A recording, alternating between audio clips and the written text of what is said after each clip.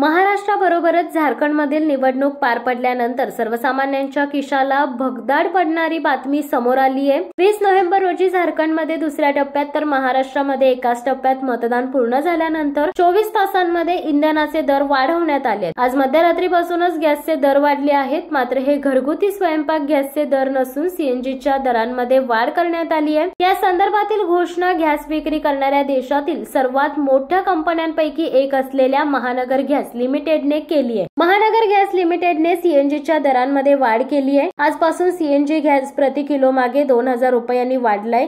या दरवाढीमुळे मुंबई आणि उपनगरामध्ये सीएनजीचे दर 77 रुपये प्रति किलो पर्यंत पोहोचलेत। नवीन दर आजपासूनच लागू झालेत। सीएनजीच्या दरांमध्ये वाढ झाल्याने सीएनजी वाहन मालकांबरोबरच रिक्षा चालकांच्या खिशाला खड्डा पडणार आहे। सीएनजीच्या दरांमध्ये वाढ झाल्याची बातमी समोर आल्यानंतर दुसरीकडे शेअर बाजारामध्ये महानगर गॅसच्या शेअर्समध्ये मोठी हालचाल दिसून आली आहे। महानगर गॅसच्या शेअर्समध्ये 3% वाढ दिसून आली आहे। महानगर गॅसचा शेअर आज सकाळपासूनच 1160 रुपयांच्या रेंजमध्ये दिसत आहे। नुकतेच सरकारने घरगुती बाजारपेठेतील गॅस पुरवठ्यामध्ये मोठी कपात करण्याची घोषणा केली।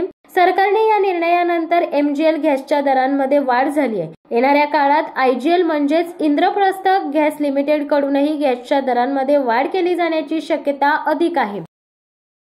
शिवसत्ता टाइम्स न्यूज ब्युरो, मुंबई। दे धडक बेधडक वृत्त देणाऱ्या आपल्या शिवसत्ता टाइम्स न्यूज चॅनलला लाल बटन दाबून सबस्क्राईब करा आणि बेल आयकॉनला क्लिक करायला विसरू नका।